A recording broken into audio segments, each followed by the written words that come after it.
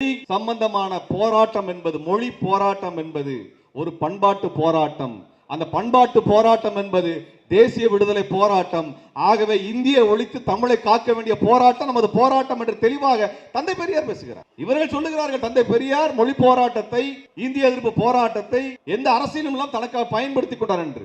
நாம் ஒன்றை சொல்ல வேண்டும், ஒவ்வொரு போராட்ட இயக்கங்களுக்கும் ஒரு இலக்கு இருக்கிறது, ஒவ்வொரு கொள்கைக்கும் ஒரு கோட்பாட்டுக்கும் ஒரு இலக்கு இருக்கிறது. அந்த இலக்கில் இருந்து கொண்டுதான் மற்ற விஷயங்களை பார்ப்பாங்க. பிற போராட்டங்கள், பிற கோரிக்கைகள் தங்களுடைய கோரிக்கையை வலுப்படுத்துமா, கொள்கையை வலுப்படுத்துமா என்று பார்த்து அந்த கோரிக்கையை வலுப்படுத்துவார்கள். இப்படித்தான் நடக்கும். அப்படியாகத்தான் அவர் சொல்றார், 1935 டெல்லியில அதிகாரம் இருந்த காரணத்தினால் அதுல இருந்துட்டு தமிழ்நாட்டை கட்டுப்படுத்துறாங்கிறத புரிந்துட்டு நான் தனிநாடு கோரிக்கை என்கின்ற இடத்திற்கு வந்தடைந்தேன். அப்பொழுது இந்திய எதிர்ப்பு போராட்டம் அதற்குரிய மிக முக்கியமான போராட்டமாக, அவரது கோரிக்கைக்கான போராட்டமாக பார்த்த காரணத்தினால் தான் இந்திய எதிர்ப்பு போராட்டத்தை நடத்தினார். காலகட்டம் அதுக்கப்புறம் மாறுது. 52 வேற, 52 காலகட்டம் வேற. அவ இந்திய அரசியல் சூழலுக்குள்ளாக தந்தை பெரியார் எடுக்கும் நிலைப்பாடு வேற.